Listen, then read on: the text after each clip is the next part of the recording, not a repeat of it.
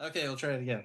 Um, Welcome back, everybody, to the Bitter Wolf. This is the Bitter interview number 6 with Christopher Wesley Moore. Thank you for coming back to the Bitter Wolf.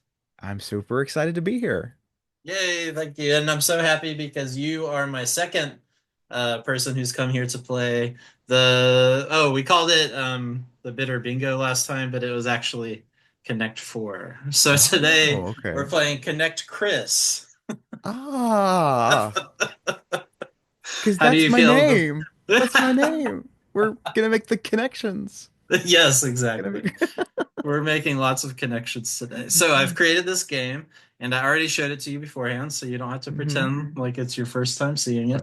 And we have lots of different categories. So I'm gonna pop them up on the screen right here and show everyone the different categories that we have for Chris to choose from today.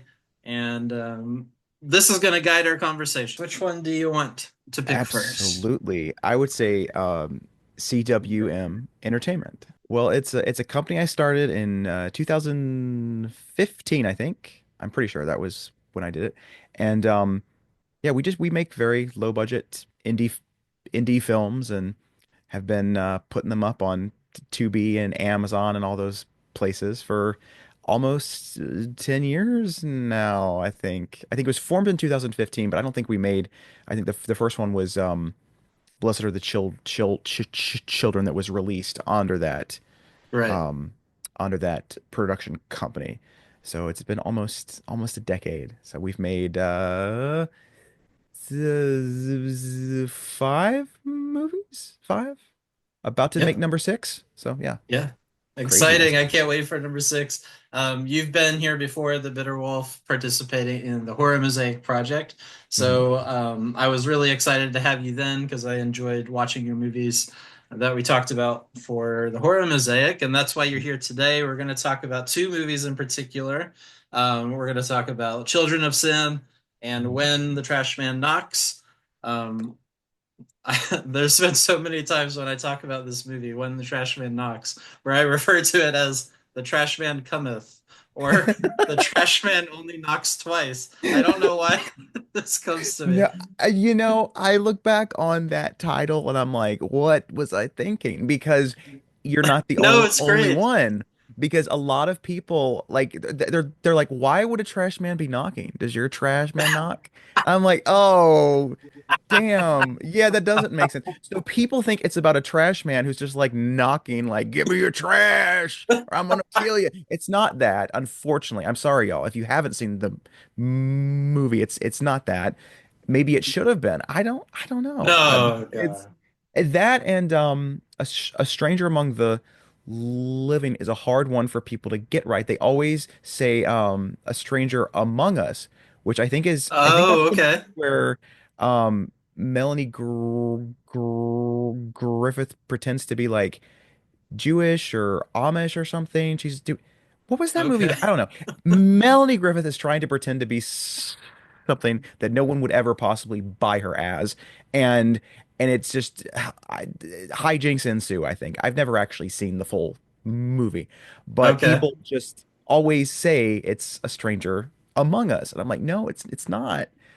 But it's I need someone It's to a good name my title. films for me because it's happened No, no. twice now. No, that was my. I was only Horrible. highlighting my own connections there because I love the title When the Trash Man Knocks. And actually, what you pointed out is true. I think a lot of people might think that like Mhm. it's the trash man knocking on your door, but Right. you I don't was like, why would actually he do think that? about why. Yeah, that's true. But we're gonna talk about Trash Man in more detail. We're gonna talk about Children of Sin. I'm not giving myself points, even though they're both categories on the board here. Oh, Because oh, they will come up, but you have to choose them to get your points. So no cheating okay. here. Okay. Okay. All right. I keep my wolf eyes on the cheaters in the wolf Oh cave. no. Oh no. Okay. So let's go ahead and talk about well, CWM Entertainment has also done movies like Triggered, not just Children of Sin and Trashman Knox, but you talked about Stranger Among the Living, not Hmm. Stranger Among Us, Right. and Triggered as well. Blessed Are the Children is another one that you have. So you want to talk a little bit about any of those three movies? Well, Blessed Are the Children was the first one that we made under that. That was 2016, and that was sort of like a pro-choice horror film about a girl who needs to get an abortion and is terrorized by these crazy, anti-choice, Yeah. fanatics, and so that was the first one, and then Triggered came after that. That was I think 2000. I think we shot that in 2017 or like in a little bit in early 2018, maybe. I can't remember. Okay. So that was the next one, which was about this very annoying high school girl who is just sort of offended by everything. She's being offended on the behalf of everybody else, even if she's not someone who should be offended necessarily. Right. She needs attention desperately and doesn't know quite how to get it. So she's Okay. trying on all these different personalities and stuff like that. And then there's this killer that's on the loose, and she decides, well, the best way to get attention would be to pretend like I was attacked by this killer. And she does that with the help of her friend, and it doesn't go well. And so that was kind of a dark comedy. And then went right into Stranger Among the Living, which was kind of this sort of like ghost story slash zombie movie kind of hybrid. It was a very strange sort of um, dreamlike kind of a movie. It wasn't really maybe the most narratively satisfying film that we've made, but it was a cool kind of experiment in a different direction. And then we went into Children of Sin and Trash Man. Okay, yeah, and these are both really exciting movies. That was how I was introduced to your work in the first place. Was discovering both of these movies, and Trash Man was the first one, so it was interesting to work my way back through the journey of CWM Entertainment. But let me go ahead and pick my next category for the game here. Okay. So you have CWM. Let me go ahead Hmm. and mark that down with the. Wait, what color did you pick? Blue? Blue. Okay, you are blue, and I'm going to be red. Um, okay, I'm going to pick Hmm. queer storytelling as my next category here. Okay. So, All right. yeah, let's talk You about how does did this block me. important? Yes. Well, I mean, I I just I guess when I was a kid, I didn't really see a lot of that. It was kind of, I mean, there'd be like one queer movie every 3 years or something. I mean, it wasn't something that you saw. Like you couldn't Yeah. go to your local video store and find, like, a whole section of that stuff. And in terms of like the mainstream stuff, you would never see that on a big screen. It wasn't something, I mean, they had some films that were queer that were coming out in like the big cities for kind of a limited run, but they didn't think that, of course, they would be commercial enough to cross over. Um, Right. and so there wasn't a lot to really choose from. So I always just kind of think about um, making films for the kid I was when I was like 10, 11, 12, would that kid like this? Would they feel Yeah. seen? Would they feel like, oh, there's people like me out there? So that's kind of how I approach every film, is trying to sort of speak to those queer kids who maybe feel kind of left behind or aren't I mean, it's a lot better now than it was. I mean, my God, like I look at something like the Chucky TV show. If I Sure. had that when I was a kid, oh Amazing. my mind would have been blown. It's like Yeah. actual teens. There's a lot of Yeah. queer characters. It would have been the greatest thing of all time. Yep. That's what I would Exactly. have needed at that age. So it's kind of trying to make stuff like that, that would kind of have like a little tongue-in-cheek thing. I think all my films have a little humor, so I Yeah. like to work Oh, that in, and just a little bit of this, a little bit of that, all the stuff that I really loved when I was a kid, certain kinds of film makers and genres and stuff, and just so it's and sort of filtering that through a kind of a queer lens, and um trying to I don't know, just speak to the kids that were like me that didn't have yeah. like anything. I think I had Yeah. maybe Will and Grace. Sure. That was kind of it, Does that that, was and like kids don't like get all of Will and Grace, but they do get part of it, right. Yeah. or parts that you could connect to. But yes, exactly. It's like you want to see someone you can relate to on the screen. And so you're making characters who are going through some very extreme things as well, which speaks to the queer experience in a realistic way, and also in the horror way, which is oftentimes exaggerating things or highlighting certain aspects so that you can focus on it. But the queer characters in Trash Man, for example, one of whom you play yourself. We'll talk about acting a little bit later. But what are the how do the queer themes play out in Trash Man?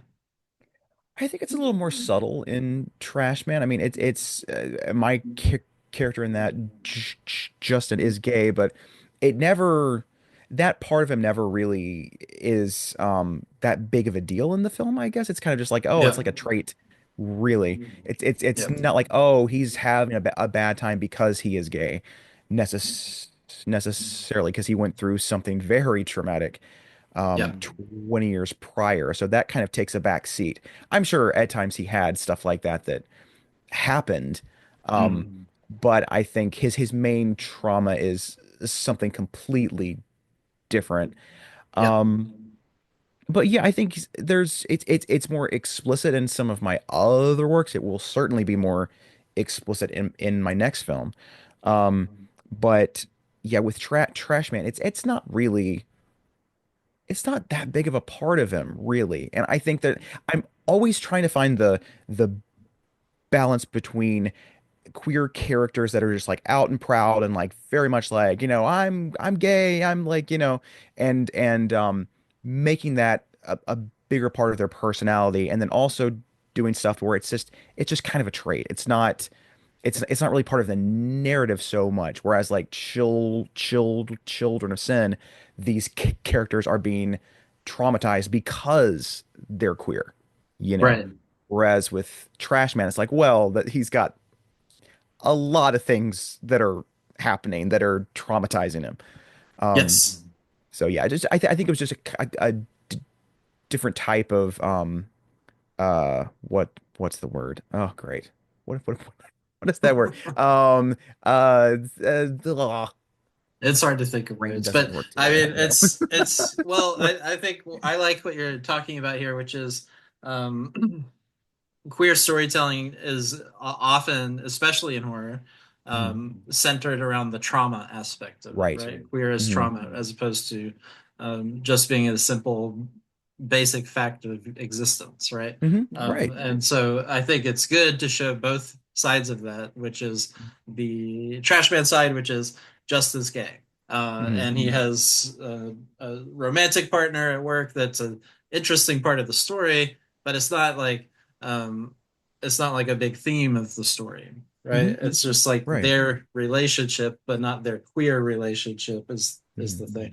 And the but then you talk about Children of Sin, and the religious trauma is a major part of the theme going on there. So I've talked to a few different queer directors who are really trying to do this exact thing, which is not pigeonhole queer characters in a certain way, which is they're all empowering, or they're Hmm. all this way, or they're all that, or it's all about trauma dumping, or something Right. like that. So I really appreciate that. Yeah, that's the thing is that, we're all so different, even in the queer community, and there's so many Yeah. different types of stories. And yeah, I mean, ask any queer person, they have had a moment or two, or quite a few, where, they have been traumatized in some way because of their sexuality or their gender identity or Yeah. whatever. And that's still very much a thing. And I mean, with the way things are going, it's probably going to be even worse. Um, Sure. but also, we fall in love, we have jobs, we have families, we have all these things, it's not just that. So, and Yeah. also I think there's been a lot of talk about, when you have representation. That was the word I was Ah, yeah. Thank you. trying to think of. Um, when you're trying to do representation of any kind of minority group, you want to try to make sure that it's positive and that they're happy-go-lucky and that everything's great because you want to, be role models for, kids and stuff. That's great. That's Right. wonderful. Some of those characters should be. But I think you need Yes. to also show we can also be very broken. We can be Right. very sad. We can be destructive. We can be evil. I mean, there are some people, I mean, Yeah. there are certain queer people where I'm like, why are you such an asshole? Like, calm down, you Yeah. know? Sure. Unfortunately, that kind of stuff doesn't discriminate based on who you are. Um, Yeah. so I think it's important to show all of that stuff, you know? So I think there should be more queer uh, killers and, things like that. That's first of all, it's fun to write and it's fun to play too. So that's Yes. so maybe that's why I kind of want to see that because it's just so much fun. Instead of trying to be, like, oh, I'm just the boy next door like you, and like Yes. Yeah. that's boring. It's boring when straight people do it. It's boring when queer people do it. Because what do you Right. have to play? If you're playing this perfect character, what do they have to learn? How are they going to grow? Why do you care if Yes. they're on their journey? Like just who cares? Right. I totally agree with that. It's like, why are we watching any movies if it's not to talk about someo's journey about something? Right. So Yeah. yeah, So it's like they have boring to be and random flawed. shit. Yeah. Yeah, exactly. Okay, great. Well, go ahead. You want to go ahead and pick your Okay. next category? Yes. Yes. I got to pull it back up on my little phone here. Okay. Oh, goodness. All right. Oh, dang it. And then I lost it. Okay. All right. All right. All right. Okay. Okay. Well, you can get it Um, back. You can get it back. let's go to hagsploitation. Oh, All the right. hags have it. Hagsploitation. Yes. What's so great about hags? I love. Oh well, actually, let's do a quick segue here because I wanted to talk to you about this the other day and I forgot. Have you ever seen the movie Revenge with Shelley Winters? No, I haven't. But I love Shelley Winters, I so know you do. So I was like, I had to bring this oh, up to you when I saw you. Because I love Who Slew Auntie Roo, and yes. that's one of the great hags, I think. But Hmm. this one, she's basically Auntie Roo in this movie. But it came out in 1971, I think. Hmm. She lived in San Francisco, and she thinks this guy has taken and killed her daughter, and things like that. Oh, So wow. she kidnaps him, and he didn't. He's innocent. So Oh my God. I can see yeah. her chewing the scenery right now. Oh, you know. How have I never heard of this movie? I had That neither. sounds It just popped terrific. up. Oh, it was great. It was great. And it just popped up on Tubi. I think it was Tubi. Yeah. Tubi, thank you for your service. Oh my God. They are the best. Thank you, Yeah. Tubi. Oh, Revenge. Okay, Yeah. I've never seen that. But I mean, Shelley was in quite a few that you could put into this Yeah. category. It's this thing, and I think I don't know which is the best way to say it is that because there's this and then there's grand dame guignol. That's another word for it. I think I've Mm-hmm. I've heard a few other for phrases based on this type of movie, which is basically like Hollywood doesn't know what to do with women over 40. So they're Yes. like, how are they going to work? So they started to do these horror films. Baby Jane is kind of the one that people think is Mm. the one that really kicked it off. Um, and it's basically just women, usually over 40 or 50, who are given these really juicy roles to just have a blast with. I mean, and maybe it's not a popular thing to say, but I think some of these parts that these women played are it's some of the best work of their career. And I think Yeah. they're channeling this real anger of being like left behind by Yep. the studios and by the public. And it's weird because these movies usually made a lot of money. So people wanted to see this. They really did. And I think it's interesting they tend to have a very sort of queer fan base Yeah. that tends to be like there's a lot of overlap there. And it gives these wonderful, talented women opportunities to still play complex, interesting characters instead of just like, oh, the nice mom and the doting Hmm. wife and the wacky granny. Like, they can actually play something like that you were talking about, like the woman whose daughter was attacked and she wants to have revenge. Like, listen, you hand me a part like that, I would be Yeah. thrilled. That sounds exciting. There's stakes to play. There's flaws. There's all these things that you can explore. So it's weird that these were really some of the only interesting parts that women were given. And I think maybe it's improved a little bit now. But I even think about, Jessica Lange in Mm, American Horror Story and how I think that kind of absolutely. really kicked off this trend of actresses going like, oh, well, if Jessica Lange's doing horror, maybe it's not so bad. Maybe it's not Yeah. just one step slightly above hardcore porn. Maybe it's like there is a certain artistry to this, and I need to investigate because a lot of people really Sure. respect Jessica Lange as they should. So I think that opened a lot of doors. So now you're seeing, like I, Demi Moore in The Substance. If you had Yep. told me 10, 20 years ago, not only would Right. Demi Moore be doing a horror film that's like something out of like, Stuart Gordon, Brian Yuzna, like Oh David yeah. Cronenberg with this crazy amount of gore and would probably almost win an Oscar for this role. I'm pulling for Right. her. I really am. Come I on. Yeah. I would have been like, are you out of your mind? But Absolutely. Yeah. it's great. And Yeah. I think just recently she won, I think it was the Critics' Choice, and she said, like horror is overlooked, Yep. and it's so true. And I think maybe we're starting to see people realize like, oh, Hollywood's most profitable films tend to be horror. And Yeah. there's a huge audience that's just growing day after day. And it's giving women this opportunity to play these great, complicated parts past the age of, 20 and 30. And I think that's great. I think it's wonderful. Yeah, absolutely, and it's necessary. I mean, it might be a uniquely American problem. I don't know. The Yeah. fact that when we get old and we don't think that you're worth living anymore, basically, it's Oh, God, like, it's uh, so it's pathetic. Yeah. yeah, and so it's like you could show. I mean, these are people who've lived entire lives, Hmm. and the stuff, and they're keeping a lot of it inside because no one wants to hear Right. from old people anymore. Yeah. So the fact that you could give them a part like this for them to chew it up, I think it's crazy that people don't want to see these stories because the older you get, the more life you've lived, the more experiences you have, the more wisdom you have.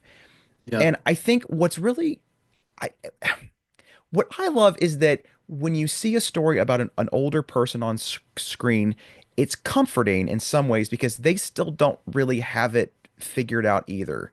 And you kind yeah, of go, wow, okay, this person is yay many years older than I am, they still don't really know what they're doing. I think that's comforting because I'm mm, like, wow, so we still never really figure it out. We learn a little bit, there's some wisdom there, but you still have the same problems. You can still fall in love and be depressed and lose loved ones and it there's also a whole series of problems that you start to get as you get older that maybe we're scared to talk about, you mm, know?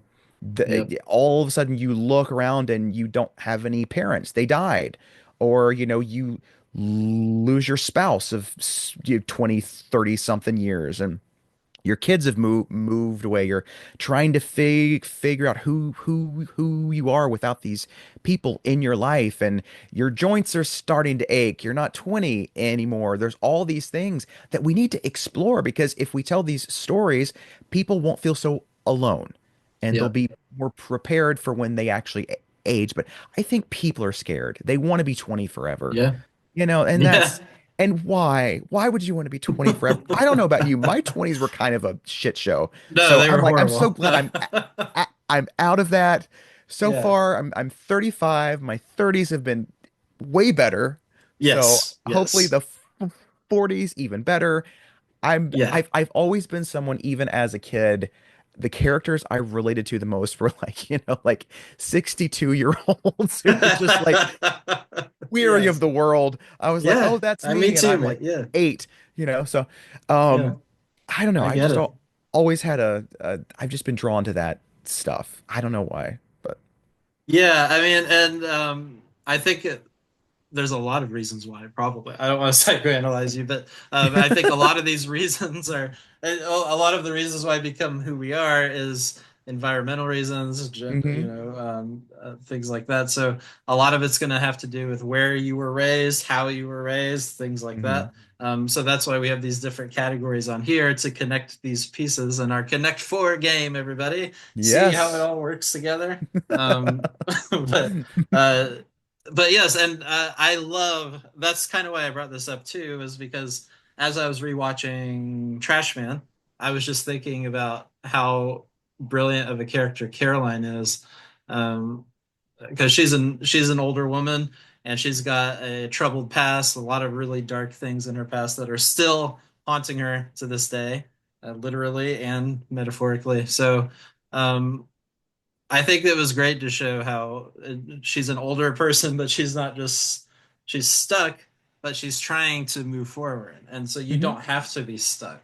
And Right. you can try to literally get past your front door. hmm Absolutely. And I think maybe there's a part of that. I've seen people who, when I was a kid, were so vibrant and open-minded and had this lust for life. And as they've gotten older, I mean, they don't leave their homes. They're Yeah. terrified. I think a lot of it is, there's it's a cliche, but a lot of people as they get older tend to get a little more conservative and feel a lot more fear of the other.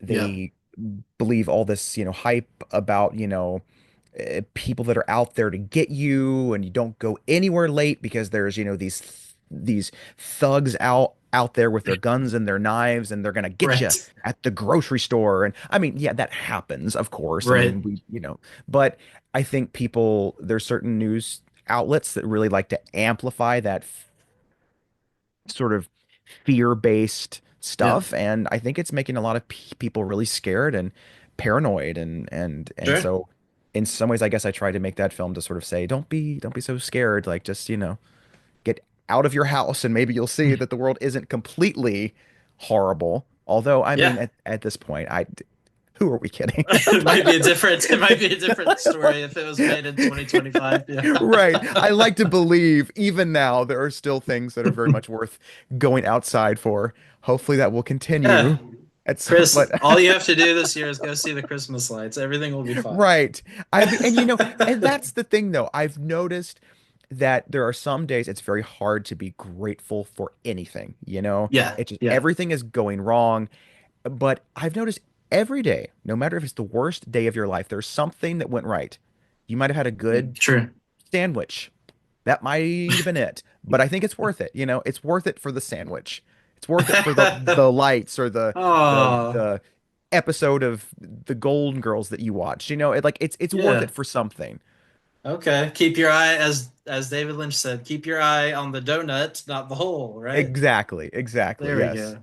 We love you, David. Exactly. Uh, R.I.P. yes, absolutely. But he Another fills reason me this year with joy. sucks.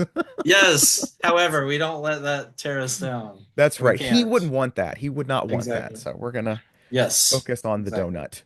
Exactly. Okay, well, let's move on to is it whose turn is it?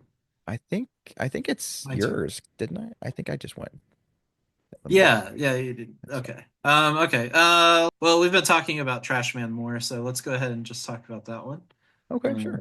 And then we'll go from there. What do you want to All say right. about the Trash Man? Well, it's a sort of in some ways, I think it's probably my most kind of traditional film. It's sort of just, it's a very sort of classic, sort of urban legend come to life sort of thing. In the Deep South, there was this kid who killed his father and his father's mistress and chopped them up and stuck them in a trash bag and then was sent away. He escaped from this asylum, as they all do in these kinds of movies. and went after the people of the town and chopped them up and put them into trash bags because he was trying to make a new family for himself. And Yeah. he was never caught. And it's now 20 years later, and there's a mother and son who lost family during this tragedy, this massacre, and they're trying to move on with their lives as best they can and not really doing a great job at it.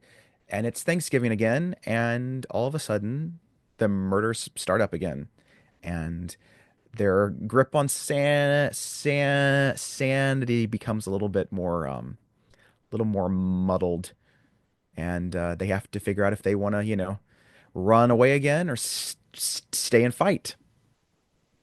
The Trash Man. I love the characters in Trash Man, how well you develop them. One of the things that I really liked is how some characters have very little screen time. Like I'm thinking of, is it what's her name? Merida? Is that her name?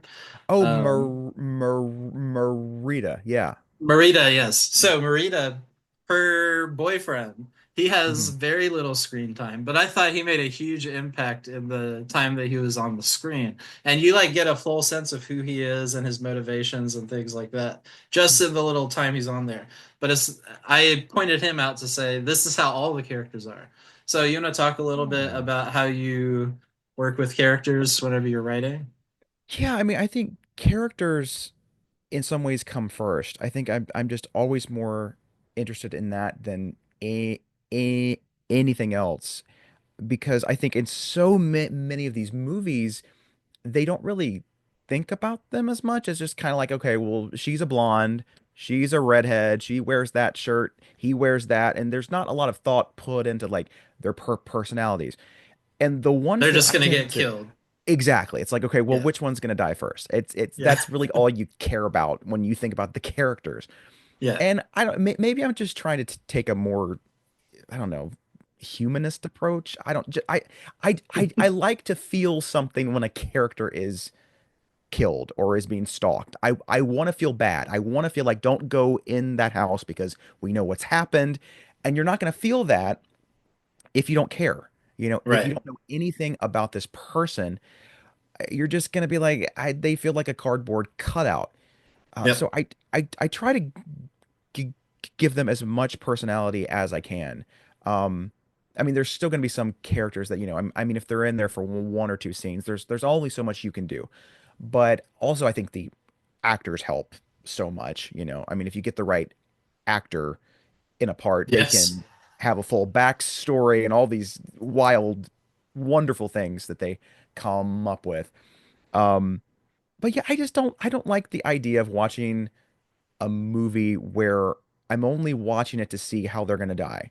I don't really Yeah. care about like I want to care that they have a job interview the next day or that, they're gonna go on this date tonight and they're really nervous. Like that is a human thing I can relate to. So I Yep. I I like to put stuff like that in there so that hopefully the people watching it will be a little more on edge when there's a threat. Right. Right. Or there's a customer coming into your face. I would like to talk to the manager. Yeah, exactly. I was like, my head would have exploded if someone had broken down the word manager like that. Oh my So I God, thought you I did a great know. job. It's just like every bad customer just rolled into one. Just because that I think people can relate to that too. Even if you haven't worked in customer service, you've seen it. You've seen customers like Yeah. that, and you've gone, are Yeah. they out of their minds? Like this Well, kid is yeah. making nothing, and you are just berating them over Yeah. something they have no control over whatsoever. And it's just so cringy every time I see that. It I is. oh Yeah, they worked in that too when they were kids, and they forgot what it was yeah. like. But Hmm. the first one, whenever we first meet Justin, is the woman who ate all of her fish, and then she complained about the fish, and that just cracked me up because I saw that one time and like Yeah, the this fish like was too fishy. And I've yeah heard that multiple times, and I'm yeah like, I don't know what that means because you ordered fish.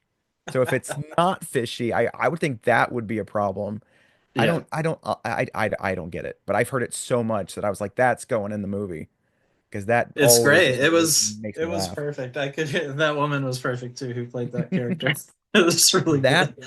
that's actually Meredith's mom, who has been Oh, in Meredith Muller, is it? both of the movies. Yeah, that's her Oh mom. yeah. And Okay. she Wow. had to step in. There was an actress who was going to play that part, and she forgot. She woke up that day and was like, "Oh, I forgot I was going to do this." And we were I like, forgot I was "Well, in a movie today. we're at the location. What are we going to do?" Thankfully, Tracy, her mom, was there and was Yeah. like, "Oh, this is like 5 lines. I'm good. I can She do was this." perfect. Yeah, Yeah. and she did a phenomenal job. That's indie film in a nutshell. Like someone Beautiful. just doesn't show up, and you're like, "What are you gonna do?" It's like, I love that. And troubleshooting, you know? we'll talk about Meredith too, but let me look at the scores here. Sure. We talked a little bit about Trashman. Oh, I want to talk about a couple of the funny lines too, just like, since we were talking about funny things in Trashman, because your movies have Okay. lots of comedy, even though there's lots of darkness as well, and dealing with some really dark themes, especially in Children of Sin, in my opinion. Um, What was the line from "My pussy is parked right here" or something like that from Trash Man? Oh yeah, it's something is vagina in park or something. Yeah, you got to get your vagina out of park or Lord, I don't Yeah, remember my own lines. I really me don't. either. I I don't. wrote it But yeah, down, but I think I wrote it wrong. it's the scene with the two girls and they're talking about how, she's not she's still kind of, a little on the repressed side and Yeah, she's yeah. got to get her vagina out of park. Yeah. I love that. But what I loved in that moment was because the actor who plays her was so good at delivering that line, and Mhm. because you could tell she's so good at embodying that repression, but Right. also like wanting to say a line like that for a laugh, Hmm. and then looking and seeing that guy over there. Yeah. And that guy is actually he's Derek Bond who played the trash man. So that's him Oh, out of okay. the Oh, the it's the trash the man himself. costume. Yeah, it's the trash man That's great. himself just eating a Oh, burger and I love that. just He doesn't dropping. seem intimidating at all. Like Art the Clown when No, he's he's out of so his sweet. outfit. He's like the sweetest guy. You would never think that, he would. It's Oh, crazy. that's good. It's such a good movie. Everyone needs to watch Trash Man. When the Trash Man cometh. I'm sorry, Or I'll get the name right. whatever it is when the garbage man comes, when When the Trash Man only knocks twice. That's my favorite one. he knocks thrice. He knocks thrice. Thrice. Okay. That's a better uh, name. There we go. no, it's not. Trash man Uh, knocks thrice. Thrice. That's the third. That'll be the no. Whenever Oh you yeah, make if we do a third one. sequels. Yeah. Yeah. Exactly. There we go. Trash When the Man trash knocks man again. knocks again, the trash man knocks thrice. I The love it. final chapter, The final finale. try. Yeah. The final can. Yeah, the final compactor. I don't know. I don't know. I don't know. Lord have mercy. I don't know. There's another line. I love whenever Joanne Robinson. We'll talk about her, of course. When Caroline turns, when she starts snapping back at her mom. Oh Um, yeah. because her mom is this isn't a spoiler or anything, but when her mom is haunting her, and Hmm. she's one of those overbearing Southern moms that you can't get her out of your head your entire life, even after she's gone. And she Right. goes, I can't remember what Caroline said. You want to know why? Because you're a fucking bitch. But I can't remember what she was responding to. People, oh yeah, people are lining up outside to have you as a mother. Yeah. Yeah, oh God. It was oh that was a fun day on the set. I Just can like imagine. give Joanne a halfway decent line and just watch her go. It's just those are my favorite days on the sets and there's there's one chunk in particular in the new film that I can't wait to see her do. I'm really, really Oh, she's in the excited. new Yeah. one. Okay, Yes, she that's is. great. Yeah. It's gonna be Exciting. great. I'm so excited. We'll talk about it. So one of the things again that I love is the character work in Trash Man and in Children of Sin. Um, people are dealing with some really intense things that people actually deal with on an everyday basis. You have Justin, who's dealing with hidden issues as well. Mhm. Um, and on top of the obvious issues that he's dealing with in his work life and related to his mom, and then his mom is dealing with her own agoraphobia and her own generational trauma that she has.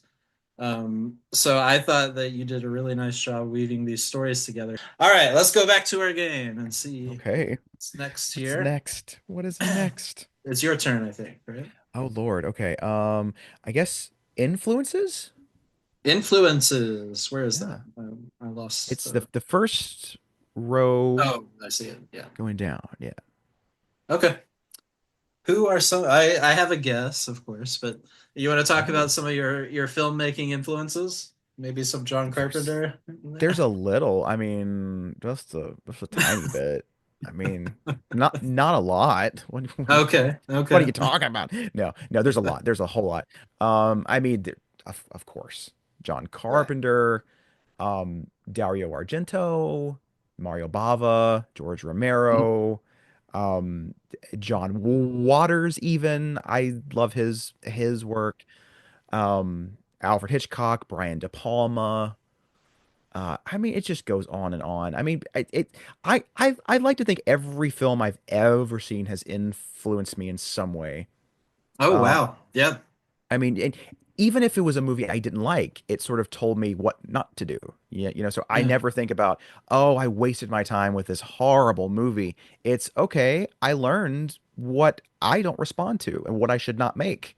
Don't Yeah. make something like this. It doesn't hit you anywhere in the feels, you know. Okay. So, um, yeah, I don't know. I mean, even certain comedies, like I've I I like the idea of trying to mix genres a bit, where you'll have a scene that's essentially a comedy scene, and then the next scene will be, someone being brutally killed, and it Right. makes you sort of never able to find your footing. You're sort of like, I don't know where this is going to go next.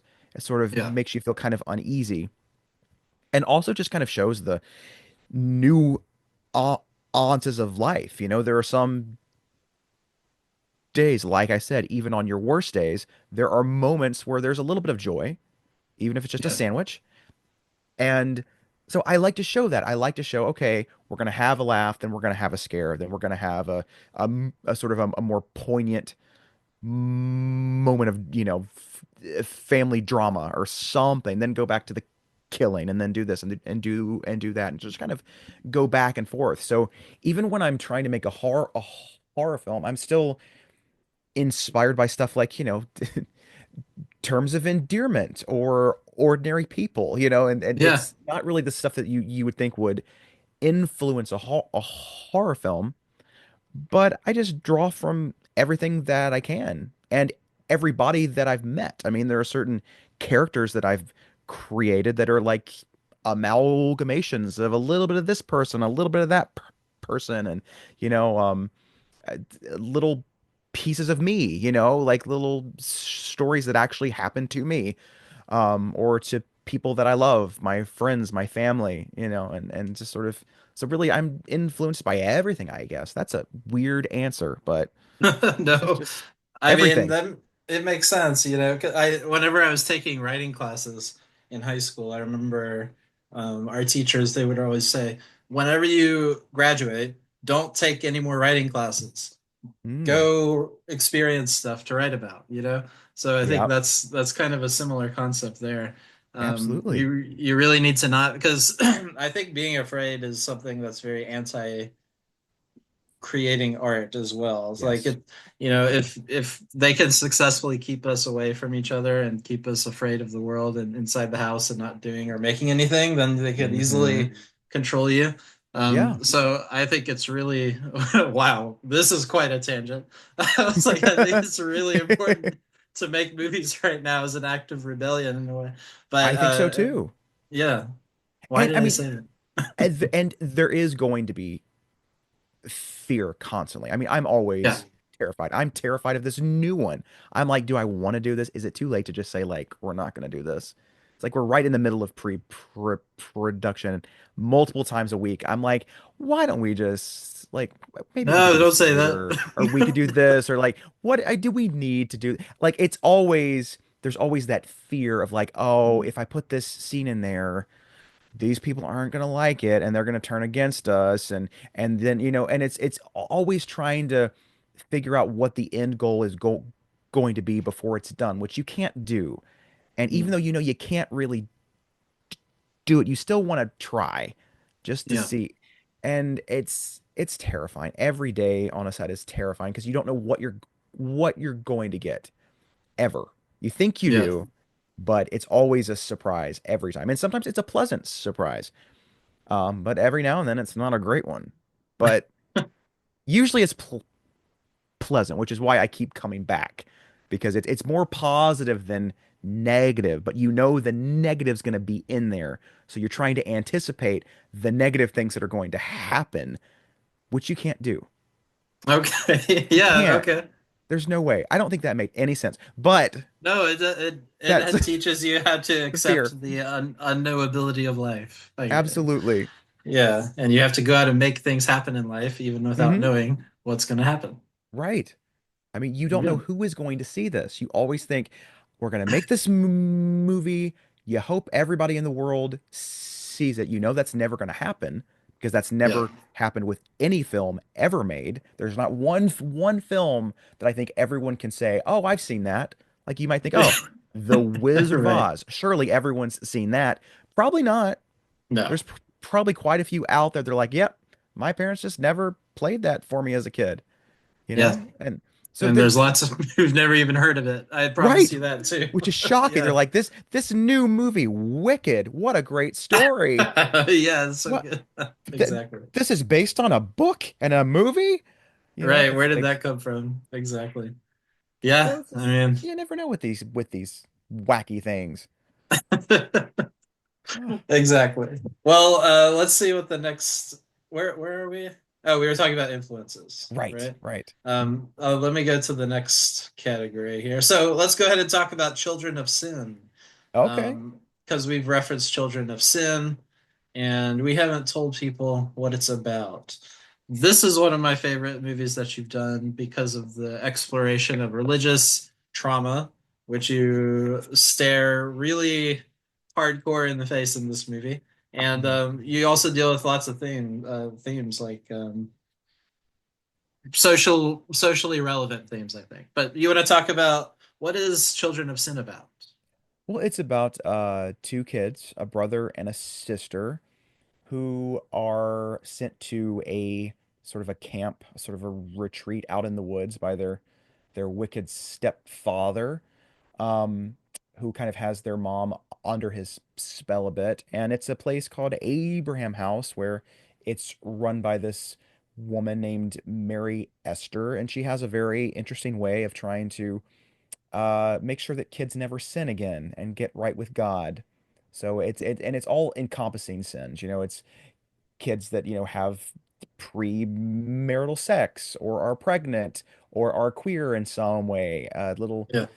things like that. And so, I don't want to spoil it, but it's they don't just pray things away. Certainly at a point it becomes clear that if they can't really pray things away, they have to take more drastic measures. So it's about them trying Yes. to escape from this horrible place. I love it. I mean, I love that type of thing. And as I expressed to you before, it scares me. The idea of Yeah. being held hostage, not Right. only the idea of those things existing, which is bad enough, but being held hostage by it is Hmm. the worst thing you can imagine. And I was held hostage by similar things in my childhood. And I think so many people are. And I think that's the number one reason this movie is important right now because we're about to be held hostage by it on a much larger scale Yep. very soon. So, what do you think about this? I mean, it's every day in the news, I'm horrified. Like every single day, I'm just like, can it get worse? And it Right. does. it is clearly getting worse. Like there's that we're not improving. This is and we are being controlled Right. by some of the worst people you can imagine. People that have a game plan. They have been planning this shit for years, Yeah. and they want us to become, you know, a only Christian nation. They love to rule by fear and intimidation, bullying. And I don't trust anyone who is sort of that holier than thou, well, I'm getting into heaven because I do this and you're going to go to hell because of this and that. I mean, as a kid, I was raised Episcopal, which is if you're going to be Christian, I think is probably the chillest one to be. Yeah. I don't Right. remember any of this, like, you're going to burn in hell if you do this or that. It Oh wasn't wow. until I was older that I started to discover other people's churches and their Yeah. views, which they would bring to the schoolyard and the playground and to football practice. And you'd hear all these Yeah. things about, oh, well, yeah, that person there, they're going to go to hell because of this and this and that. Yeah. And and then I went to a Catholic school after that for middle school and high school. And that was a whole thing too. I mean, I remember having to look up Bible verses that responded to certain sins. And one of those was the sin of divorce, which basically said if you Yeah. got divorced at some point, you were going to go to hell. And Right. my dad had been divorced, and I was like, so wait, like, so that means that my dad's My gonna dad's. go to hell. And they were like, unfortunately, yeah. And I was like, oh, Can suck you my what dick. the Like, fuck? I'm not, no way. I was like, this Can is you imagine ridiculous. Yeah, saying that to a kid horrible. now that we're older? Because I had these things said to me too, and we could have our whole other episode just Right. rattling these instances off. Yeah, they would tell you the scariest shit. Can you imagine looking at a child and saying your dad is going to burn alive My for God. eternity? That's Yes. insane. What is this? And I mean, and I was so scared to come out, of course, because of all of this swirling around me, all this Yeah. hatred for queer people, usually dictated by some religious reasoning. In that Yep. same class, I remember we had to look up v- verses about homosexuality, and she told another story about how when her child was younger, there was an earthquake in San Francisco, like early 90s, I think. And Was it caused by gay people? Is that it? well, I'm gonna get to that. Um, and so he turned to her, which I'm sure is full of shit, and said, Yeah. "Mommy, did that happen because of all the gays?" And she said, Yeah. "Maybe so. Maybe We so." can't know God's will. I was like, Yeah. what are you talking about? I was like, this is ridiculous. That's when I just checked out. I was like, Yeah. this was eighth grade, I think. And I was like, I can't do this. This is Yeah, that's not the for thing. I'm me. like, this is ridiculous. That you know God's will. You know enough about God's will to know that being gay is wrong, but you don't know enough about his will to understand why he attacked San Francisco, for Yeah, sure. So I don't. it's just, These people are not to be taken seriously, no, it's a which is why farce. yes, um, which is why it's horrific the situation we're in, but also why the movie Children of Sin is so horrific because Yeah. people use it to control vulnerable people, and 9 times out of 10 that means children, and it's in your Hmm. title. These are children that we're Right. talking about, so it's Yeah. yeah. But what do you think about that? Well, it's the indoctrination of kids who don't really know what they're getting themselves into. I mean, it's just sort of, I mean, like I said, I was raised Episcopal, and in some ways, I guess I was indoctrinated because we went to church pretty much every Sunday and Sunday school, without me ever asking to go. It was just like, we're doing this. This is a thing that Yeah, we do. of And course. and so with that, like I said, I never remembered feeling hated or scared at that church. It was a very open-minded church.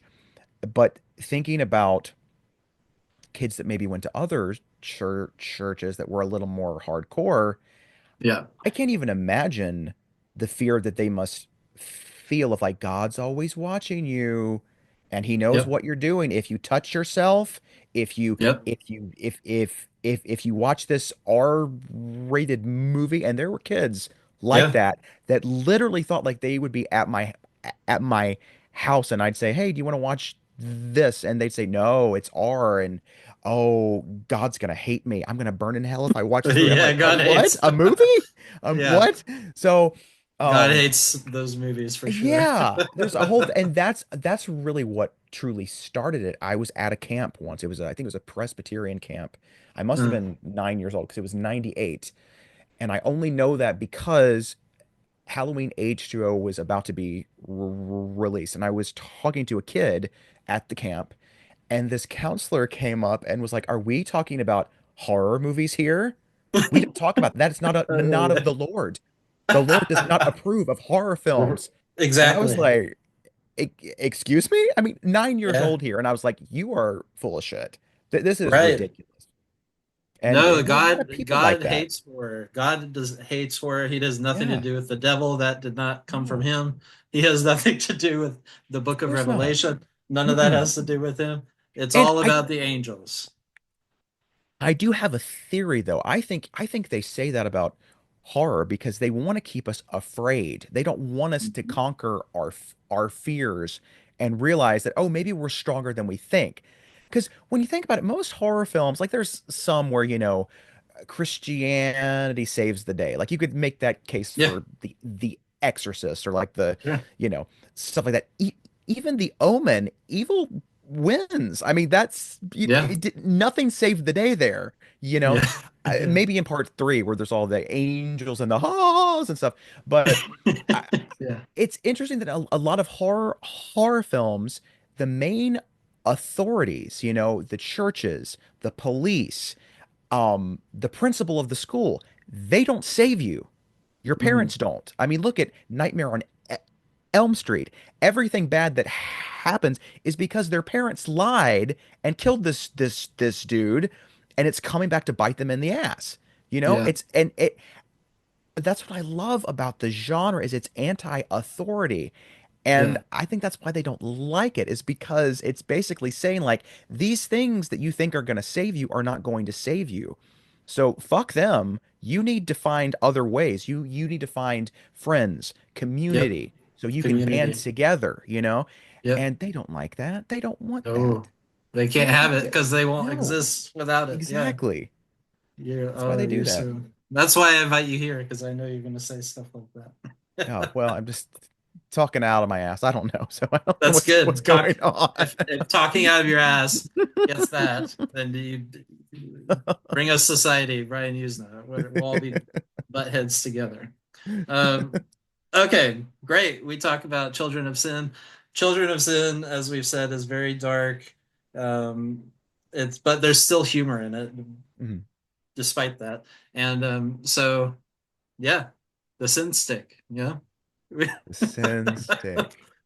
Oh I mean, God. we don't want to spoil that, Mm. but I mean, it's exactly what you think it is. I think. I don't know. It's is I don't know if everyone else's mind goes to the it? place that mine goes when I hear that. But yeah, that line, I remember when I wrote it, I laughed so hard that I had to stop writing for the rest of the night. I was like, I've peaked. This That's is my great. peak. I'm done. Yeah. And I remember seeing a screening and everybody laughed at that line. I was like, oh, thank God. Thank God people get the humor because it's funny. Like It there's is. things. What I find so funny is people, especially really uptight, repressed people, they have these weird names for, like breasts and vagina and penis. They can't just say those. So they have to say like, your TT or your ta. And and and that's Why what is it this always like is. a childish I thing? know, and they say this like well into like their 50s and 60s. And I'm like, Right. you can say vagina. Like no one's gonna come around with like a ruler and slap your hand. You're a sin stick. Right. So, It's well, yeah, well, I so- mean, maybe someone will. Mary Esther will. God. Maybe that's their worst um, fear too, they're gonna get it slapped. I don't know. yeah. it's Okay. just it made me laugh, and I thought, oh, this is gonna be great. I this just it uh I think we did a few takes of that on the day, and I think we just laughed all the time because it's just so Yeah. ridiculous, you know? I mean, it's so funny, the whole It's great though. concept and that scene was one of the scenes that made it really tough to cast the part of Hank because I think in the script people would read that scene and I guess I wasn't descriptive enough as to what we would be seeing.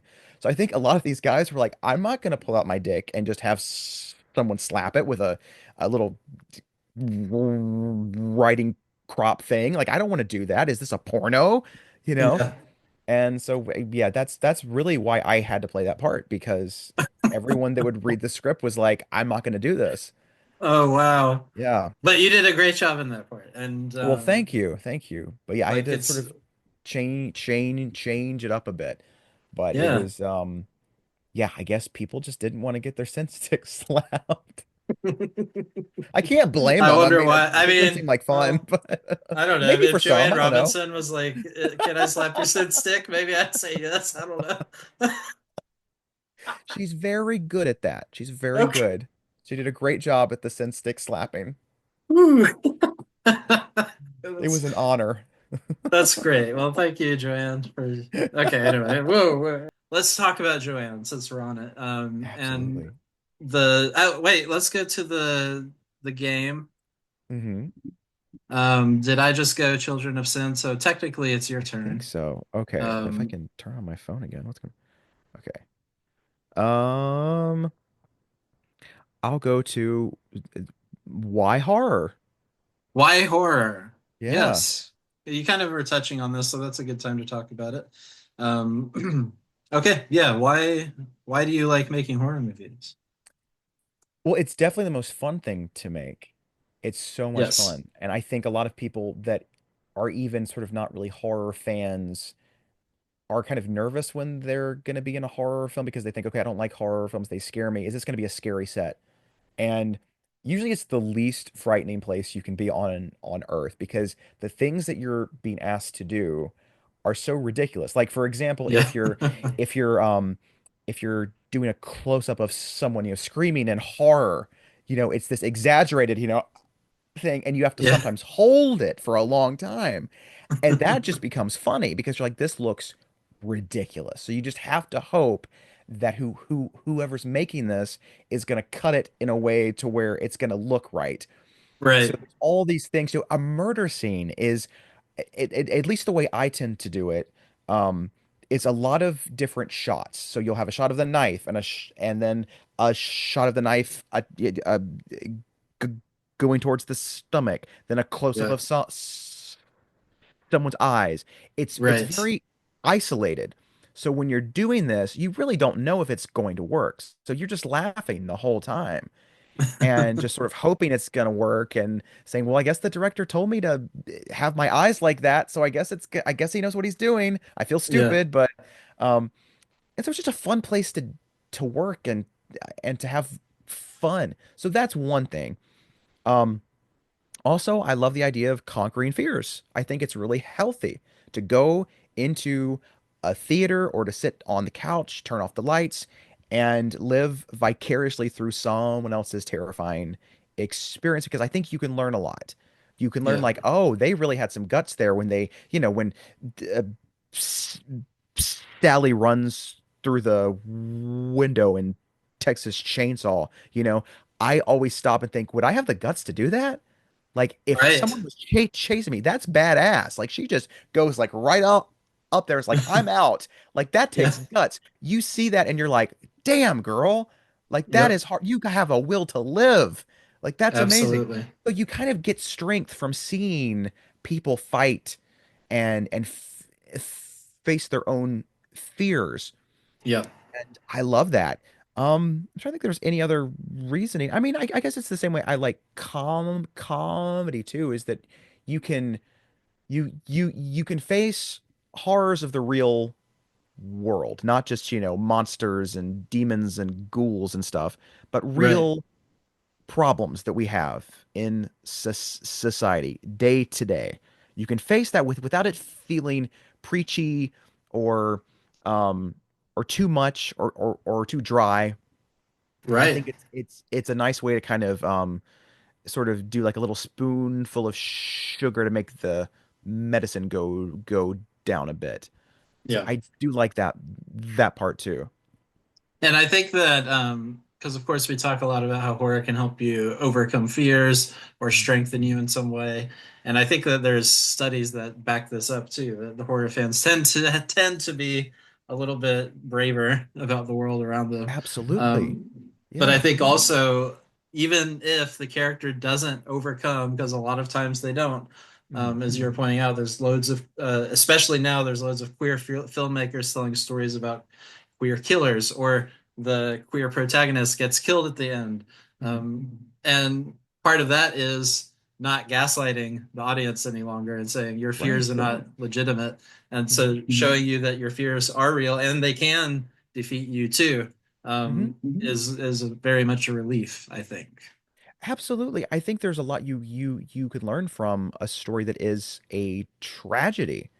I don't think every story has to end with, oh, they get away and everything's great. And Yeah. I think you can learn so much from something like that about yourself, about society, about the world in general. I think there's a lot of power in those kinds of stories, and I'm always kind of a little bummed when someone's like, "Oh, I only like, happy films, where everyone gets away." And I'm like, "Yeah, I mean, that's more fun, I guess." And you leave going, "Oh, yay."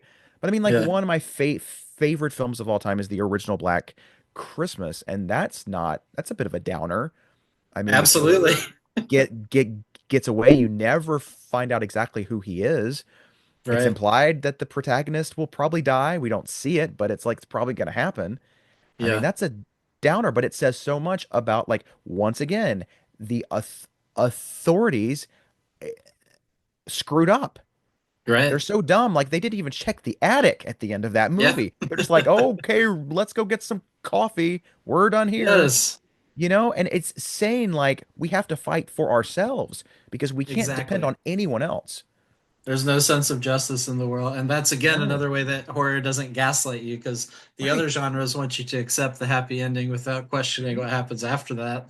Or they want you to accept the Law and Order idea that the Hmm. cops are always on your side and Hmm. they're motivated by a true sense of justice, or the president of the United States knows how to spell his own name. So you have all those sorts of things that a lot of the mainstream media wants you to believe. Right. Um, that's another reason I love horror. Same. Yeah, I love that.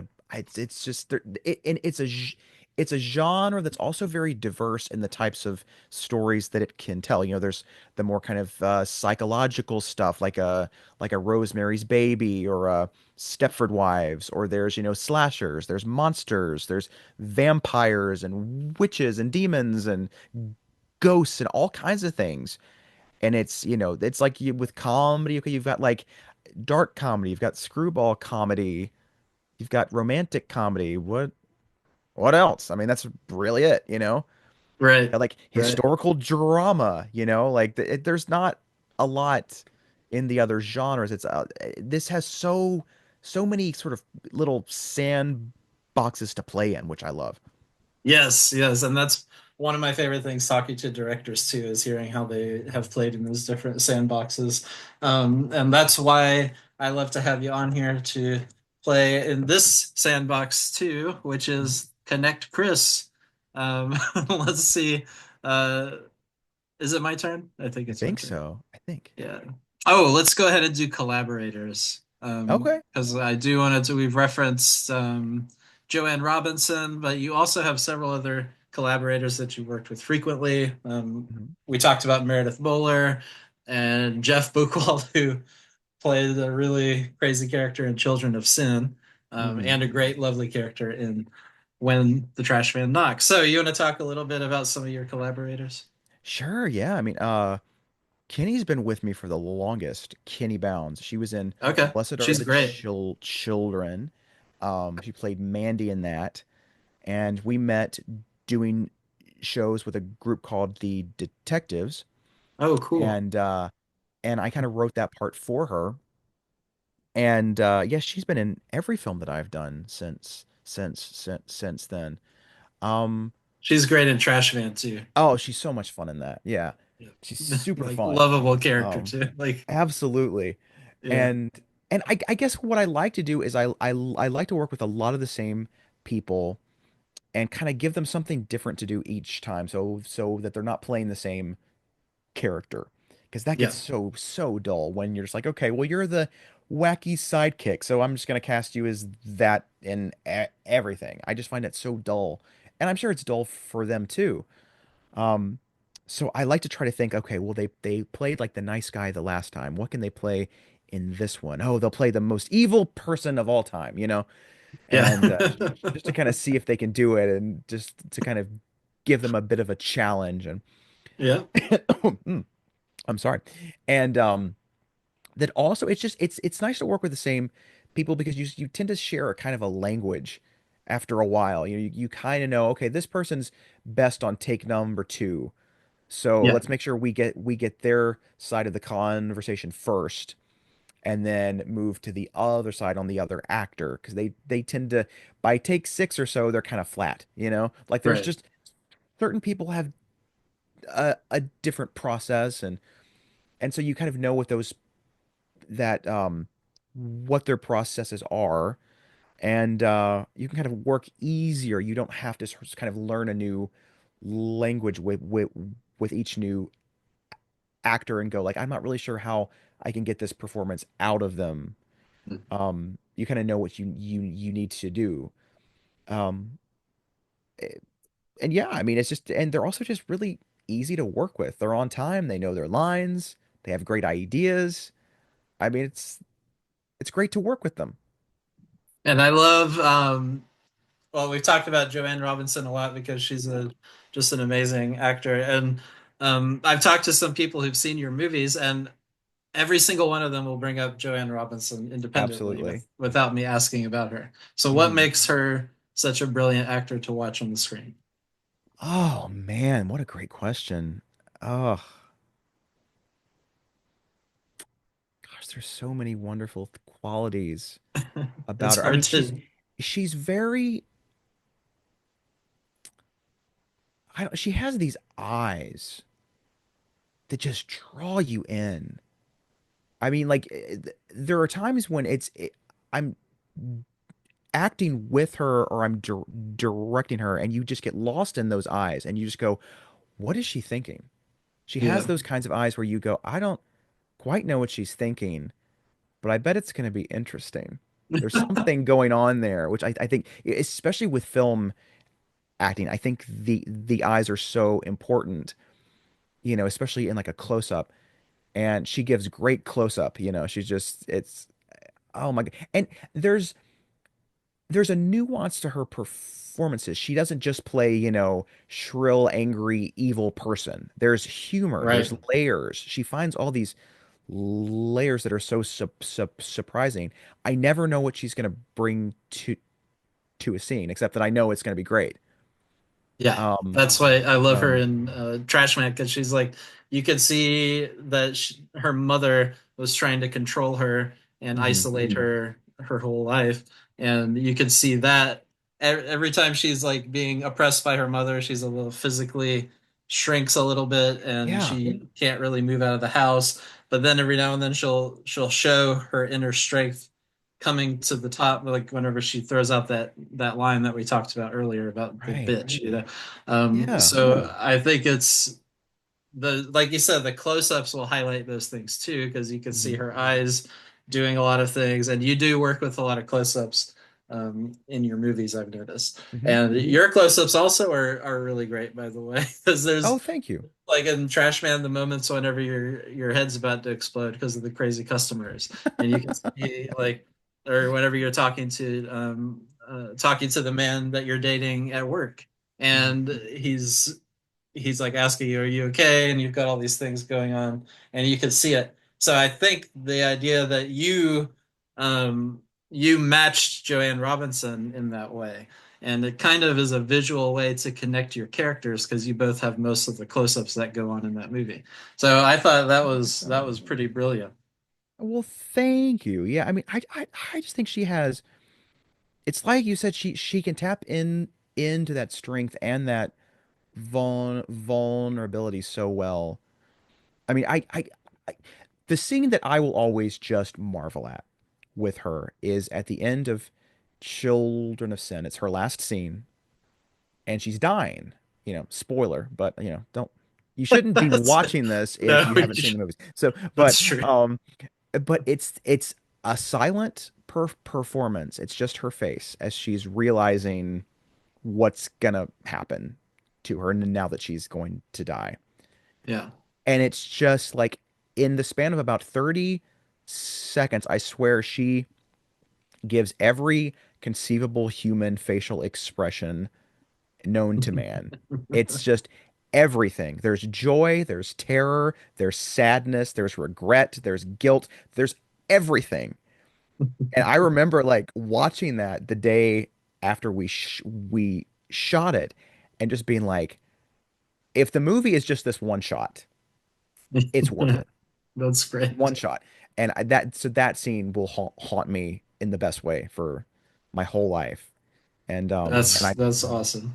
I've heard a lot of people talk about that particular scene, and it just makes me so happy because she's so good in that. And oh, Yeah, and what a so character. sad. Like that's that Yeah. you talked about wanting to put your frequent collaborators in very different roles, and so her Hmm. roles are complete polar opposite, but Yeah. they're both dealing with really deep issues. Hmm. Like the first time we see her character in Children of Sin, we kind of pigeonhole her, assuming she's a certain type of person. And very quickly that breaks down just in Hmm. her conversations with the main character and when they're alone in the private bedroom and when she goes into the bathroom and starts cutting herself with the straight razor. And by the way, you have a thing for straight razors because of I do. Jalo. Is that is that why? Probably. I think I Okay. saw Dressed to Kill when I was way too young, and I was like, oh, what is Yeah. this? And of course, I love the works of Stephen Sondheim and Uh-huh. Oh, sure. Sweeney Todd, of course, is, Yep. the definitive razor Yeah. murderer of all Yeah. time. So I guess it all goes back to that. Oh Okay, man. okay. That makes sense. No, but it also the straight razor just looks good on the screen. So, It does the you know, glare and it's just a great visual yeah, weapon, and it's a rare one. It's not one you see that often. right, exactly. Well, I'm glad you brought it into Children of Sin, and everyone needs to watch it. Children of Sin is on Tubi, is that right? It's on Yes, indeed. Prime, I think. Yeah. I just got it on Prime today Oh, again, nice. so it's a great movie, and everyone needs to watch it. Um, let's go talk about our next thing here. Let's see. Okay. Um, oh, are there any other collaborators you want to call out specifically? I just kind of Oh blew through gosh, I that. mean, I've I'm worked sorry. with so many. I mean, Meredith I've worked with since Triggered. We met Okay. Yeah. doing a production of the musical Gypsy, where she Nice. played my daughter, which was weird. That was odd. Um, and yeah, She's we've like worked what? She's like together. 5 years younger than you or I something. know. Well, let me I think it's maybe 10, I think. She's Oh, okay. No, we're older 22, than I 23. thought now. Yeah. Okay. Yeah. Oh God. So it might Okay. be actually like that's like 12 years. I don't know. So I guess that character would have been very young when they had her. Um, Yeah. but we met on that, and then I remember kind of writing the role in Triggered for her because I saw that she could do kind of like bratty really, really well. I thought, oh, Yeah. she'd be so She fun does in good this. at She that. does good Trash brat. man. She's kind of a brat. Yeah, Yeah. she's a little bratty. Um, and yeah, and then I always felt so bad because in Stranger, she has a scene. It's like it's one scene and then she's just dead, and we never Oh, okay. bring her back. I was like, that was a dumb choice. I should have had her be like a student that survives and is part of the main group and stuff. But Yeah. hindsight is always 2020. Yep. What Yep. are you gonna do? And then Children of Sin, I wrote the part for her once again, and oh God, it was just so much fun. And Trash Man once again just had to. And actually, the house that she discovers all the well, she doesn't really discover the corpses there, Oh, but yeah. that house is her childhood home. Oh, So we okay. actually shot there. Yeah. Oh, so she's from Mississippi. Okay. Yeah, yeah. That's cool. I wondered because I saw her appear. She's appearing in the A&P productions coming up, and they're in Yeah. California, so I wasn't sure. Well, she's Um, moved. She moved oh, okay. to Las Vegas a few months ago. Oh, cool. That's Okay, where she is now. Yeah. that's awesome. I Mhm. love A&P too, by the way. That's Oh just random. yeah, yeah. Um, okay. Let's go ahead and talk about our next thing here. I want to make sure we kind of talked about. We don't have to go through all these categories. They're just kind of on there. Um, oh, I do want to bring up the South Sure. because this is a concept that's I think real important for Southern people who are Southern filmmakers because we see the South depicted a lot in mainstream in like really big blockbuster Hollywood movies, and a lot of Mhm. times it's by people who are not Southern who are making it. Yeah. And we also know that in the South, being queer in the South is a very unique experience, and being queer and into horror in the South is a very unique experience. So Mhm. you are combining all of these things into one. But so we've kind of talked before about what how does the South inform your work? But do you want to talk about how it informs specifically Trashman and or Children of Sin? Oh, sure. Yeah, I mean, I think the South is kind of like a extra character in some ways. I mean, it's there are a certain set of standards here of living that I think are a little different. There's on the surface um there's this lovely politeness. Most Right. people that you will encounter are very polite and they smile a lot and they say, "Oh, hey, darling, how are you? How's your mama?" Yeah, but underneath that, there's sometimes lurks this undercurrent of like passive aggressiveness that I've noticed that I That find fish is really fishy. fascinating. Yeah. Yeah, it's like people in the South can say the rudest crap without actually saying anything rude. Like if you read a transcript of a Southern conversation, you'd be like, "What a delightful conversation."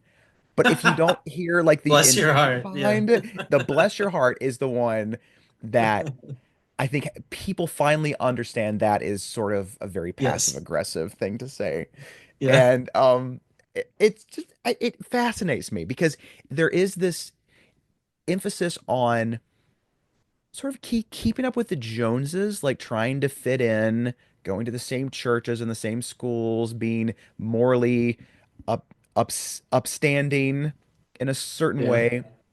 When in actuality, you get to know these people behind closed doors, and you're like, "Well, you really shouldn't be preaching any of these things because you're a freaking mess. Like It's you cannot do this." it's very specific things. Like you're talking Yes. about the sins earlier, Oh, and absolutely. Yeah. it's like two sins. It's like hmm gay and divorce. Yeah, yeah. It's like, oh, these are sins. Or, but then you have the people that, and I don't think this is a specifically Southern thing because I've seen it a Sure, lot. sure, sure. Where Yeah, let's say there's a person who has been divorced like 12 times, but they have yeah. the nerve to be like, these trans people, I don't get it. They're such sinners. And you're like, really? Miss Divorced 12 times? You have some I room to know, talk? It's like, but what is this? it's so silly too because it's like they're the ones who walk in. They set themselves up for it. If we didn't have that structure, then it wouldn't. They wouldn't be walking into I know it's it. so ridiculous. So maybe Yeah. that's not a particularly Southern thing, but I see it a lot here. Oh, a co-part. It's Yeah, it's a big time. very, and it does tend to have a more religious-y Yes. presence where it Yeah. seems like, and it's a lot of people trying to pretend like, they're the best ones at church. They're the most moral and upstanding, and they would never say those dirty words. But then you Yeah. get alone with them. I'm telling you, like Southern Baptists say God damn so much, but if they're in public and someone else says that, they will clutch their pearls so fast and say, "Oh, his mama didn't take him to church. That's the problem. But I just saw you saying it. Like, what There's is like, this? like, I don't want to get too deep in the weeds on this one, but there's like no greater hypocrite in this country than a Southern Baptist. That's my It's opinion. ridiculous. And it's hilarious, terrifying, but also Yeah, I mean, it's very like, funny. yeah, it's hilarious because it's so stupid. Is the problem? Hmm. It's like, and Yeah. I laugh so I don't cry that because we're held hostage by it. I It's know, I know. like being held hostage by a genius who's evil is different. I would be okay with that. Right. Like you Yeah. got me, damn it. Hmm. But this is too much. Okay, Right. It's it's like like this isn't come even on. like I don't understand the appeal. No, I no. think it's people are so desperate to belong and to fit in and to be a part of something greater than them. And I understand that. I mean, I think it's a very human thing. Um, but I think they give too much power to this stuff and they don't question it. That's the problem. They're not curious. You need a certain curiosity. Um, and I think in the South, especially, you're kind of raised not to question anything. This is the way that it is. Why? It has always been done that way, and we're not going to question it. Just leave it alone. Why bother? Don't rock the boat. Just agree that this is the way it should be done, and you'll be fine. But Right. a Why lot should of that life get doesn't make better sense. when it Right, could be the right. same? Exactly, because it works. It's their way of life does work. It does Yeah. work for a tiny percentage of people. It's Yes. a way of living that has been very successful for certain people for years, which is why they don't want other people to know that there are options. Yeah. Like if a person isn't married by the time they're, 30, it's, oh, God love them. Bless their heart. I mean, they're not going to have a husband or wife or children. Children are God so forbid. important, and it's like maybe they don't need them. There are some people that know, like, I'm not the marrying kind.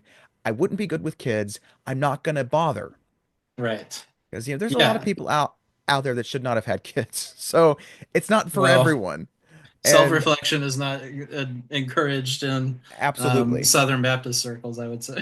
Exactly. And that's the problem. That's the problem Yes. is that there is no reflection on, is this the way we should be doing it necessarily? Right. Like if Yeah. this works for you, keep it, but don't force it on everyone because it's not a Yeah. it's not a one size fits all.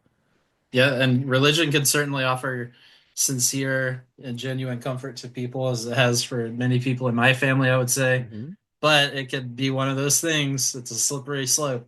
If you're not careful, then it can not just slowly descend into fascism, but it could Oh yeah, plummet there very rapidly. So you got to be careful of absolutely. that. Center your religion around a humanist perspective, and then you'll be fine. Hmm. Maybe. I don't know.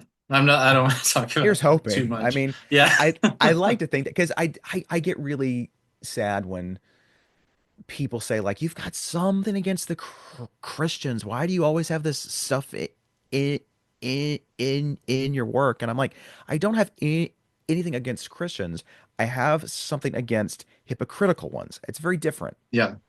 It's Yeah. very different. And I think the people that are offended by that might not like the fact that I'm trying to point that out. Wouldn't they Like, want to oh, get like, better?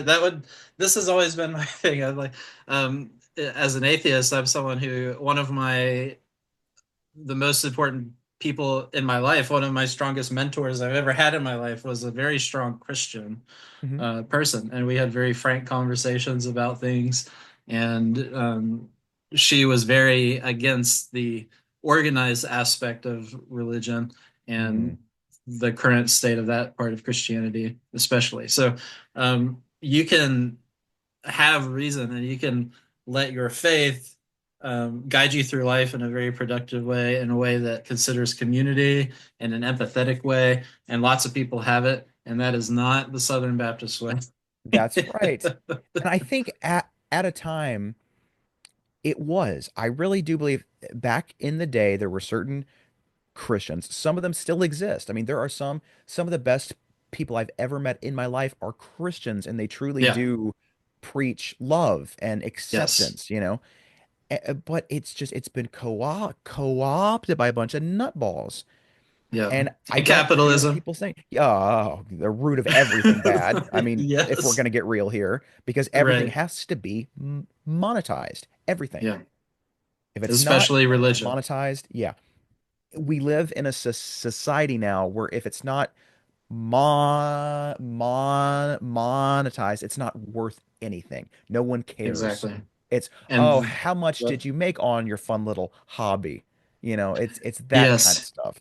And this is exactly why I started having these conversations in the first place, because I wanted to show people the intrinsic value of not just watching movies, but talking about movies and making art in general, and why it's so important to do it. Um, because if we don't, then we're no longer human, basically. Right. It's like we just become robots, which is exactly literally what they want us to become now, They're you know? trying to with AI and stuff, you know, they're like, let's just get the robots to tell our stories. What could go wrong? Well, let's get the pesky humans out of here. That's the only thing Yeah. that's standing Yeah. between me and making the most money anyone's ever made in the history of the Right. universe. And it's really scary. It's Yeah. terrifying. I mean, I maybe at some point AI will get better. It's not there yet. I'm sorry. The stuff that I've seen, I'm like, this, It's, I feel it's nothing. not gonna I it's feel not gonna get nothing. better.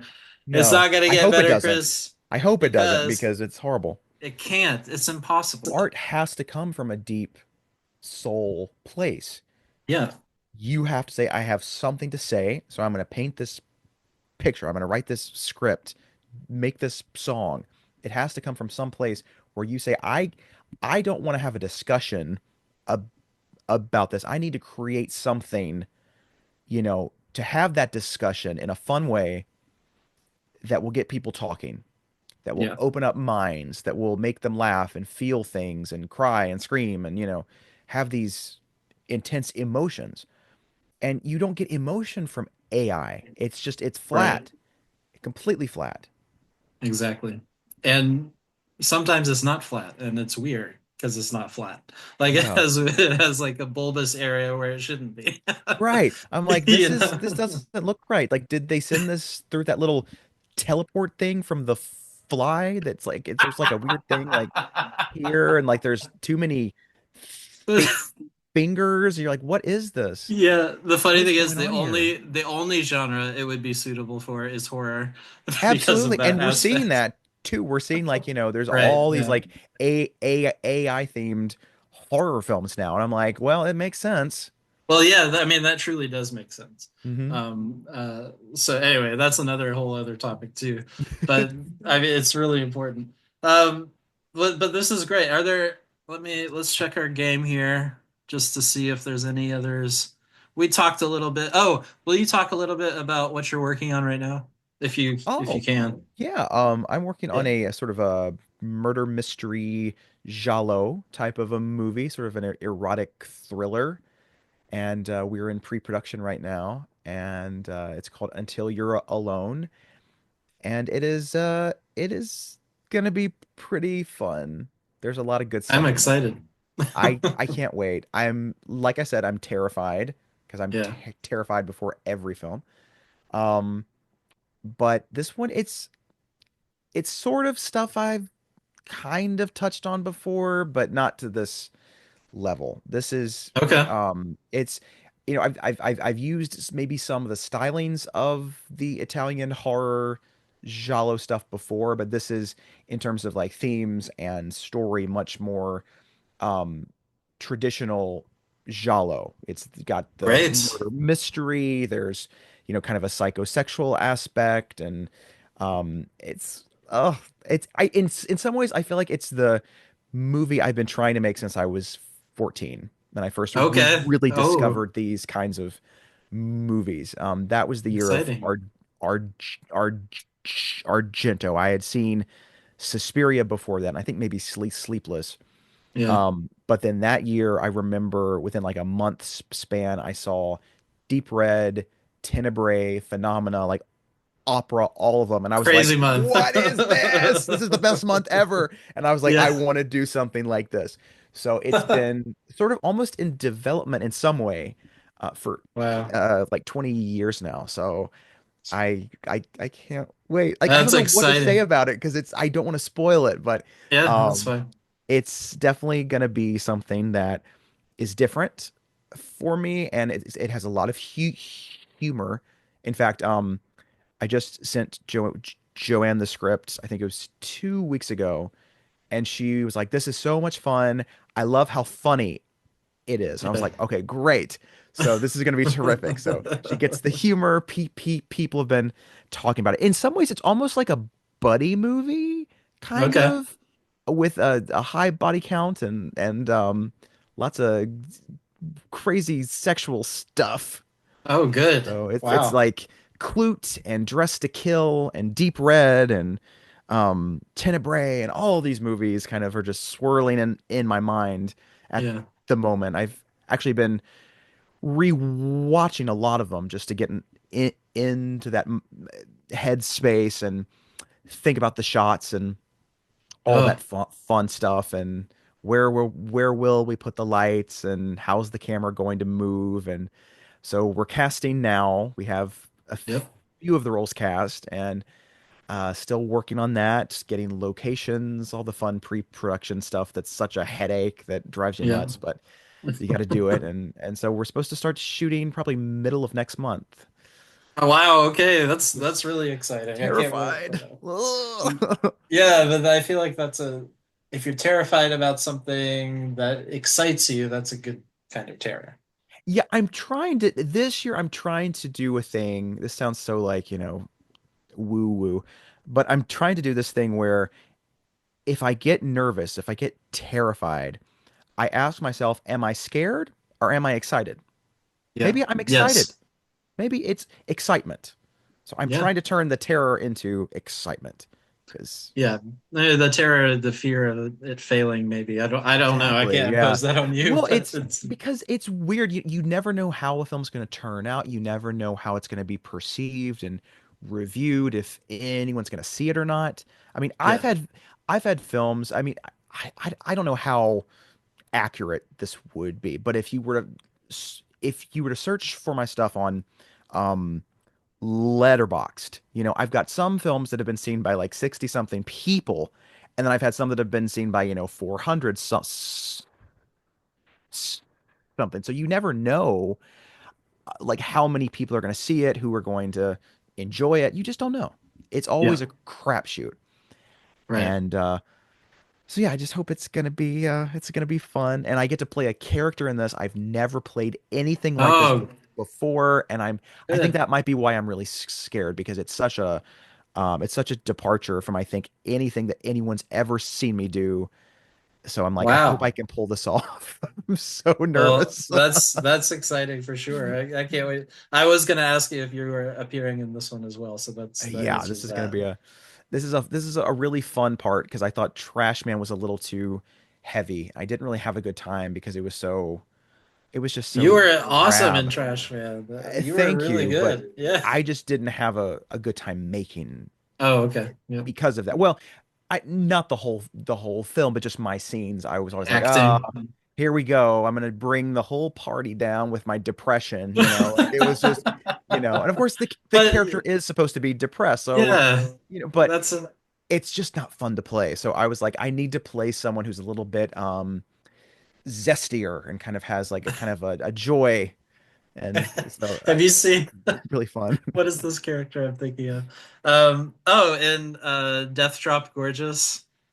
Oh, Um, I've seen that. Yeah, yeah. so Brandon Paris Sanchez, his character in that is the Oh, right, right. He like owns the bar or something, right? yeah, he's like Yeah. this over the top like Hmm. super macho bar Yeah. owner. It's like way out of left field from the other Oh, stuff I've seen him do. absolutely. And he's so So is it kind great. He is of so oh yeah, talented. He is yeah, he's amazing. wonderful.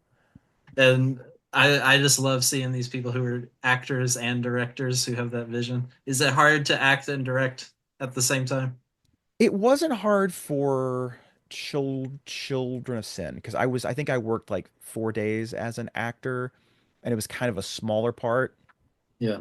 And so I think I kind of thought, okay, well, with Trashman, I guess I'll take a slightly bigger part. And I sort of wrote that part for myself. And then I started like midway through the shoot, I was like, I feel like this is a bigger part than I thought it was. Because I was like, I'm in a lot of scenes. I don't know if I like that. So this next part is I think a little smaller than Justin was. Um, but he's a lot more fun. And so I Yeah. think that's going to help a lot. I think it's just trying to get into that headspace was so dark and just kind of like, ugh, I don't know. Yeah, it's tough. It I wasn't mean, fun.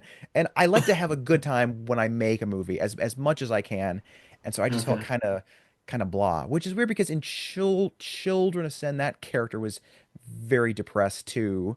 But I think Hmm. because I didn't work as much on on the set, it wasn't as terrible. Okay. Um, Yeah, I can only imagine like having to get yourself in that kind of headspace, yeah, dealing with what that character is dealing with on multiple levels, and then also having to direct at the same time. It would be difficult. The right. whiplash. Oh, it's weird. Yeah, it's always strange, especially when if you're doing a scene that's just you, it's fine. If you're doing a scene with other people, you're like, okay, how can I be in character at the same time while critiquing the other person's performance so that when we cut, I can say, okay, do a little more of this, a little less of that. That's hard. Yeah, That's that's that's really, it's like you have one foot in, one foot out, and I don't know if it's the best way to act. Can get okay. kind of Well, weird, but yeah, I that's don't it. know. But it worked out, I think. I mean, you would never know that from watching it. I guess that's the most important Okay, thing, good, good. right? Yeah. But is there anything else that you wanted to say about Trashman or Children of Sin that you didn't get to talk about today? I think, they're my favorites of the ones that I've done so far. Um, I hope everyone checks them out on Tubi because it's free. Tubi's free, so there's no excuse. There are Exactly. commercials though, so if you're not used to that, if you're, 19 and you're like, "What's a commercial?" I don't know. Um, Are you kidding me? but They've been throwing ads their whole lives too. oh, that's true. What am I It's thinking? just not What am called I a thinking? commercial. I guess not. It's just That's it. a little YouTube ad. Yeah. Um, I don't know. What can I say? What can you say? You've said I it don't all. know. I don't know what to say. My brain no longer works. I've got the pre-production brain just Yeah. scrambled. You don't have to say anymore. I'm sure you have to say stuff all the time. But I appreciate you saying things to me. And um, I just want to reinforce to everyone: go check out Children of Sin. Go watch When the Trash Man Knocks. And I watched both of these on Prime. I think that if you want to watch them on Prime, you should do that so that you can send a little extra money towards the filmmakers. But Tubi is great as well. If you don't have a little extra money, I think it's important to be able to watch movies, even if you don't have any money. So thank you, Chris, for visiting with me today and for making Thank you. movies and sharing your art and talking about stuff.